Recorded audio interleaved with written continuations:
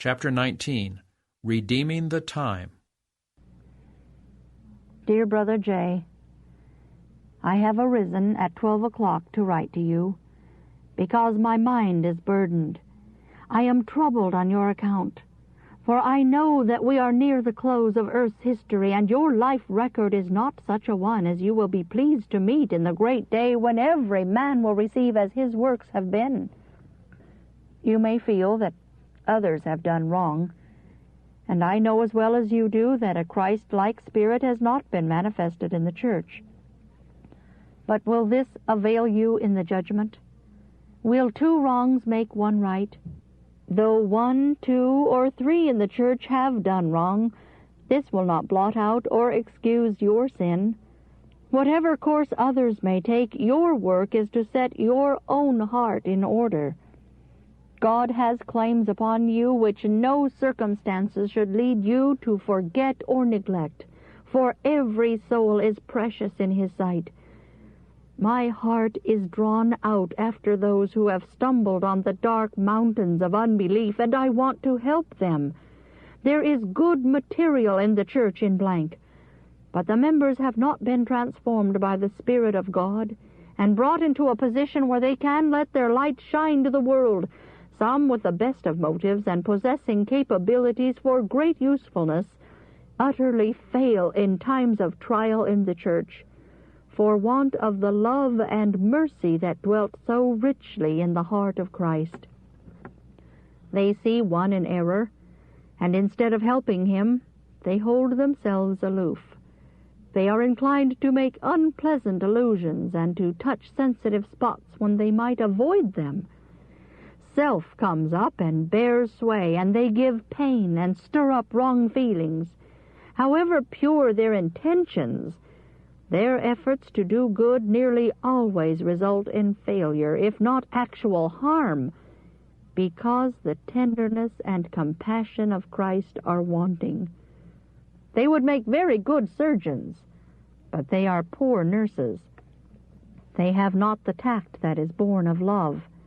If they had this, they would know how to speak the right word and do the right thing at the right time and in the right place. Others may have no more sincere desires to do right, no deeper interest in the cause of God. They may be no more true and loyal, their sympathies no deeper, their love no warmer. Yet because of their gentleness and tact, they are far more successful in winning back the erring. The Lord would be pleased to have His people more considerate than they now are, more merciful and more helpful to one another. When the love of Christ is in the heart, each will be tenderly regardful of the interests of others. Brother will not take advantage of brother in business transactions. One will not charge exorbitant interest because he sees his brother in a close place where he must have help. Those who will take advantage of the necessities of another prove conclusively that they are not governed by the principles of the gospel of Christ.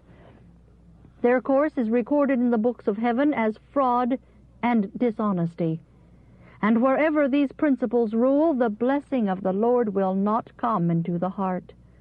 Such persons are receiving the impress of the great adversary rather than that of the Spirit of God. But those who shall finally inherit the heavenly kingdom must be transformed by divine grace. They must be pure in heart and life and possess symmetrical characters. I regard you, my brother, as in great peril. Your treasure is laid up on the earth, and your heart is upon your treasure. But all the means you may accumulate, even though it should be millions, will not be sufficient to pay a ransom for your soul. Then do not remain in impenitence and unbelief, and in your case defeat the gracious purposes of God. Do not force from His reluctant hand destruction of your property or affliction of your person. How many there are who are now taking a course which must ere long lead to just such visitations of judgment.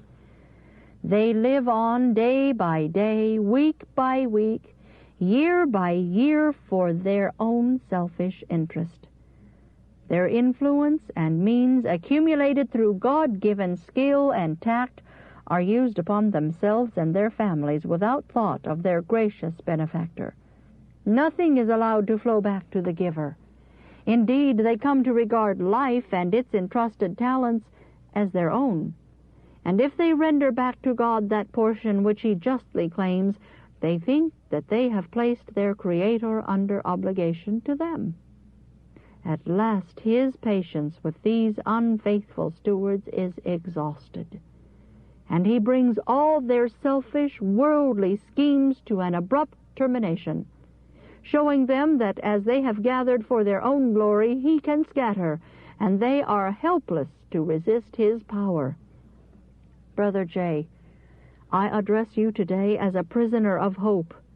But will you consider that your sun passed its meridian some time ago and is now rapidly declining? The evening has come. Do you not discern the lengthening shadows? You have but a little time left in which to work for yourself, for humanity, and for your Master. There is special work to be done for your own soul if you are ever to be numbered with the overcomers. How stands your life record? Is Jesus pleading in your behalf in vain?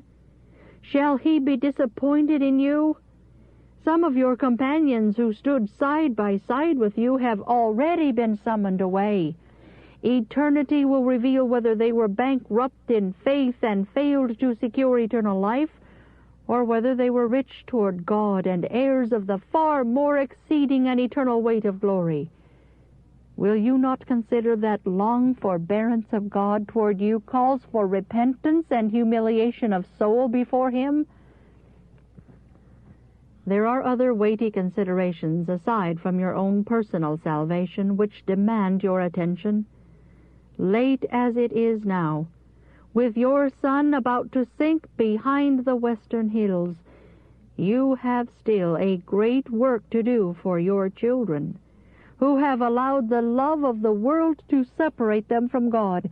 You have also unsaved relatives, neighbors, and friends.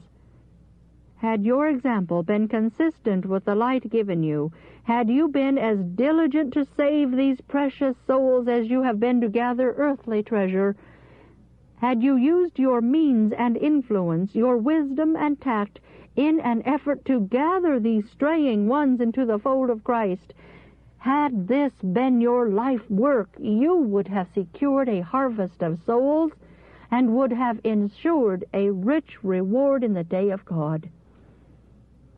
You would thus have been building upon the true foundation, valuable and imperishable material. But instead of this, you have been building wood, hay, and stubble to be consumed when every man's work shall be tried, of what sort it is.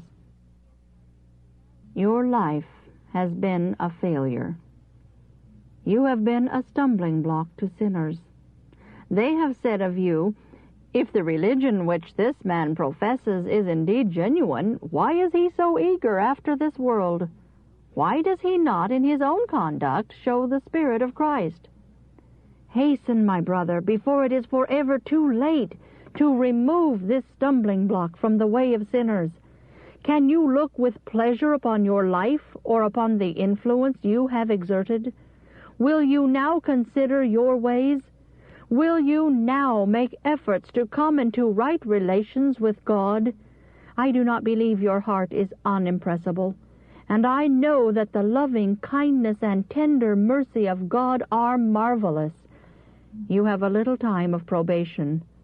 Will you improve it now while Jesus is pleading His blood before the Father?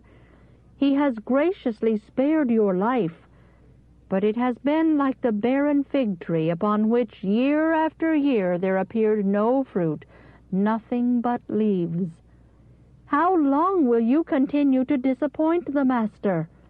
Will you compel Him to say, "Let no fruit grow on thee henceforward forever," or "Cut it down, why cumbereth it to the ground?" Oh, wait not for the Lord to put His hand against you and scatter the property which you have accumulated. Remember that all your wealth will not give you one moment of sweet assurance and peace upon your dying bed. I earnestly urge upon you the necessity of returning to the Lord at once. I entreat you to disappoint the enemy. Break off of you his cruel power.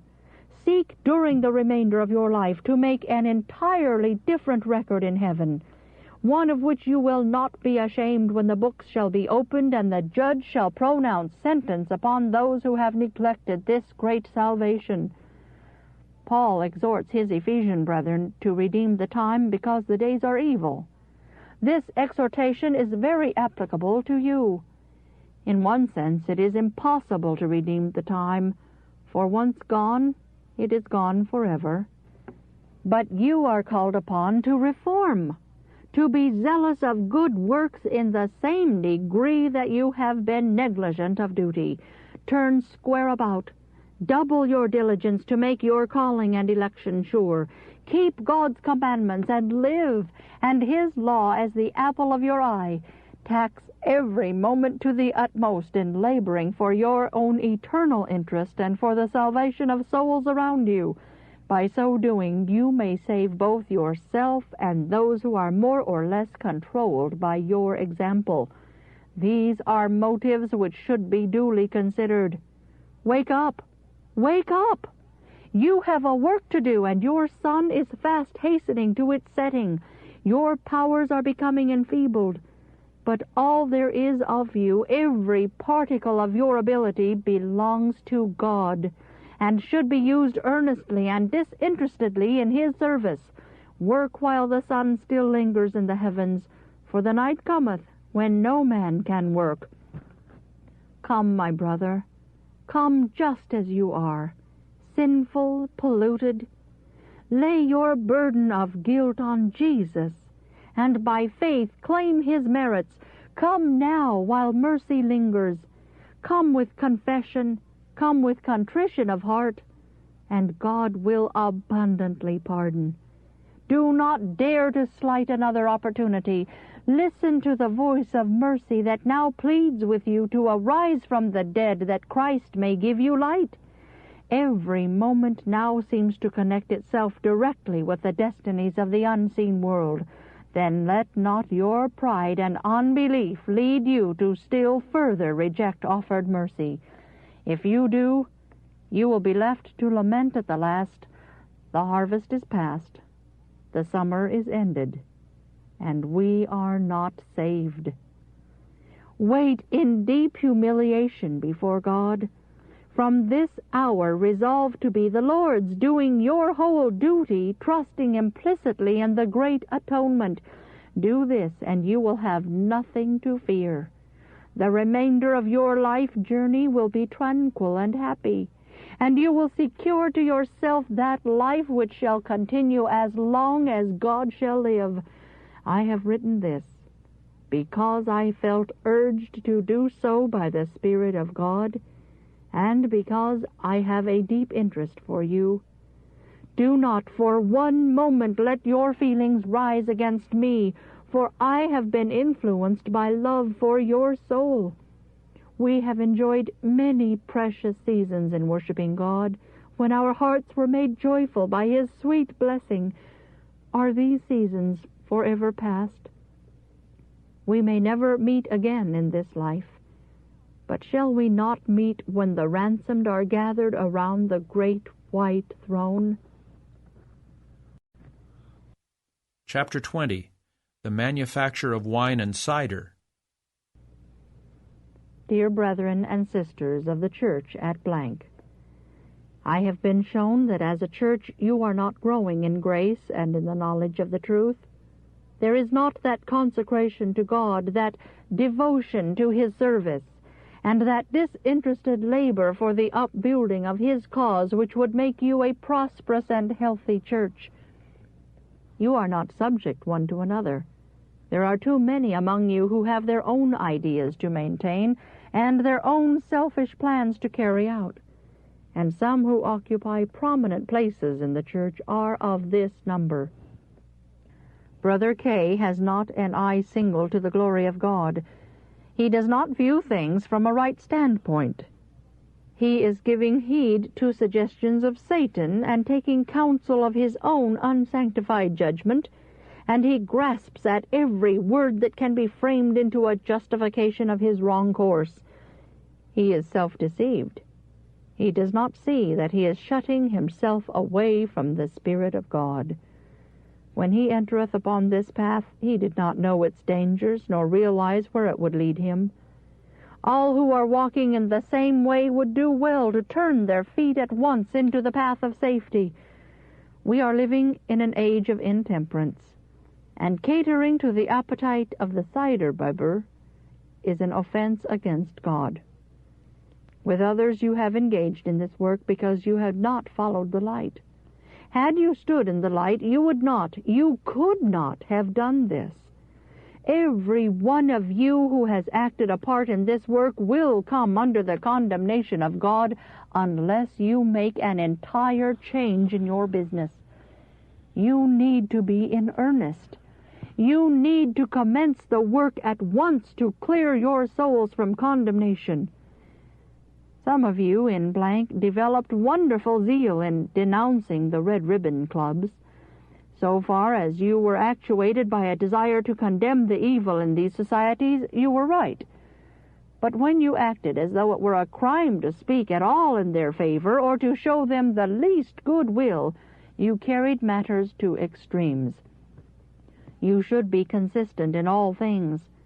You have cherished a hatred for the very name Red Ribbon Club that savors not of the Spirit of Christ, and your feelings of bitterness have not helped you or anyone else. You have taken the testimonies given in reference to our people's mingling with the temperance societies to the detriment of their spiritual interest, and by perverting them have used them to oppress and burden souls. By this treatment of the light given you, have brought my work into disrepute. There was not the least necessity for this, and some of you have a work to do to make this matter right. You would make an iron bedstead for others. If too short, they must be stretched. If too long, they must be cut off. Judge not, that ye be not judged. After you had taken a decided stand in opposition to active participation in the work of the temperance societies, you might still have retained an influence over others for good, had you acted conscientiously in accordance with the holy faith which you profess. But by engaging in the manufacture of cider, you have hurt your influence very much. And what is worse, you have brought reproach upon the truth, and your own souls have been injured. You have been building up a barrier between yourselves and the temperance cause. Your course led unbelievers to question your principles. You are not making straight paths for your feet, and the lame are halting and stumbling over you to perdition. I cannot see how, in the light of the law of God, Christians can conscientiously engage in the raising of hops or in the manufacture of wine or cider for the market. All these articles may be put to a good use and prove a blessing, or they may be put to a wrong use and prove a temptation and a curse. Cider and wine may be canned when fresh and kept sweet a long time, and if used in an unfermented state, they will not dethrone reason. But those who manufacture apples into cider for the market are not careful as to the condition of the fruit used, and in many cases the juice of decayed apples is expressed. Those who would not think of using the poisonous rotten apples in any other way will drink the cider made from them and call it a luxury. But the microscope would reveal the fact that this pleasant beverage is often unfit for the human stomach, even when fresh from the press. If it is boiled and care is taken to remove the impurities, it is less objectionable. I have often heard people say, "Oh, this is only sweet cider. It is perfectly harmless and even healthful."